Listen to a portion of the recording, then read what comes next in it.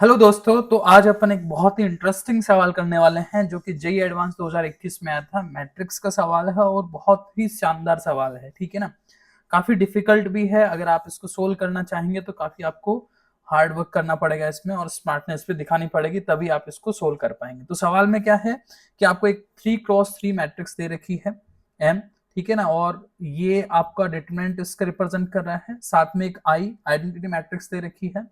ई और एफ कोई आपको 3x3 की मैट्रिसेस भी दे रखी है साथ में, और बोला है कि आई माइनस ई एफ जो है ना वो इन्वर्टिबल है, ठीक है ना। और जी जो है वो इसका इनवर्स है। आई माइनस ई एफ का इनवर्स जी है, ठीक है ना।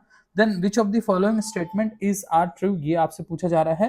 तो आपके पास ऑप्शंस हैं मल्टीपल करेक्ट, ये आपका सवाल है, यानी इसमें एक से ज्यादा ऑप्शंस करेक्ट हो सकते हैं। तो अपने को सारे ऑप्शंस यहाँ पर देखने पड़ेंगे। तो सबसे पहले तो अपन इस पे अपन बात कर लेते हैं कि आई माइनस ई एफ अगर इन्वर्टिबल है तो क्या होगा। इन्वर्टिबल है तो इसका मतलब उसका डिटरमिनेंट नॉन जीरो होगा, ठीक है ना।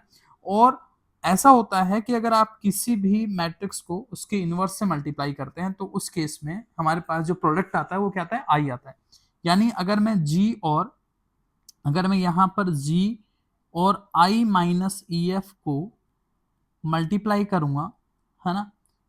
यहां पर जी को मैं प्री मल्टीप्लाई कर रहा हूं और एक बार मैं जी को पोस्ट मल्टीप्लाई कर देता हूं, तो उस केस में आपके पास आई आएगा, ठीक है। तो ये आपके पास क्या बन गया, ये बन गया आपके पास जी माइनस का G E F equals to G minus का E F G equals to I, ठीक है। तो यहां से आपके पास जी ई एफ की जो वैल्यू आएगी, कंपेयर करोगे ना इसको और इसको कंपेयर करोगे, तो जी ई एफ की जो वैल्यू है वो आपके पास आएगी जी माइनस आई। सिमिलरली ई एफ जी की वैल्यू भी वही आने वाली है। तो एक ऑप्शन तो आपका बहुत ही आसानी से सोल्व हो गया। जो सी ऑप्शन है वो आपका करेक्ट हो गया, क्योंकि ई एफ जी और जी ई एफ दोनों आपके बराबर आ रहे हैं, ठीक है।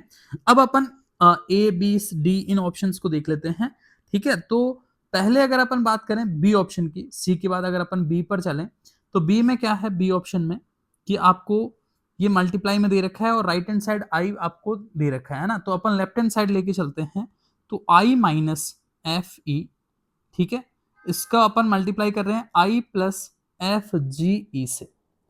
तो हमारे पास क्या आएगा, ये आएगा आपके पास आई प्लस का एफ जी ई, ठीक है। फिर ये आ जाएगा एफ ई, आई से मल्टीप्लाई करेंगे तो आई से मल्टीप्लाई करने पे कोई फर्क पड़ेगा नहीं। फिर ये आ जाएगा आपका एफ ई एफ जी ई, ठीक है। अब देखो यहां पर जो आपके पास ई एफ जी है और जी ई एफ है, उसको अपन जी माइनस आई रख सकते हैं। तो आई plus F G E minus का एफ ई, ठीक है। और माइनस में जो ई एफ जी है तो एफ साइड रख लेता हूं, ई एफ जी को मैं जी माइनस आई कर देता हूं और फिर जी ई हो जाएगा यहां पर, ठीक है ना। अब देखो ई हो जाएगा, केवल ई आएगा यहां पर, है ना, केवल ई आ जाएगा। जी माइनस आई अपन ने पूरे को रखा है तो यहां पे केवल ई बचेगा, ठीक है। अब देखो ये आप जब मल्टीप्लाई करेंगे यहां पर तो ये बनेगा आई plus F G E minus का एफ ई, और ये बन जाएगा आपका एफ जी और फिर ई, ठीक है। और फिर प्लस का एफ ई बन जाएगा, ठीक है। तो ये आपके कैंसिल आउट हो रहे हैं, ये इसके साथ, ये इसके साथ। तो क्या बचा फाइनली आपके पास, आई बचा। आई आपके राइट हैंड साइड है, तो हम ये भी बोल सकते हैं कि आपका जो बी ऑप्शन है वो भी करेक्ट है। बी ऑप्शन भी अपना करेक्ट आ गया। अब अपन आते हैं डी ऑप्शन पे। अगर डी ऑप्शन पे आओगे तो आई माइनस एफ ई और फिर आई माइनस एफ जी, तो ये सेम ही चीज लिखी हुई है, बस यहां से यहाँ प्लस था यहाँ माइनस था, तो इसमें अपने को ज्यादा सोचना नहीं है। इसी में अपन क्या करते हैं, थोड़ा सा चेंज करके देख लेते हैं कि भाई आई माइनस एफ ई, ये तो ये वाली टर्म तो आपकी वही रहने वाली है ना।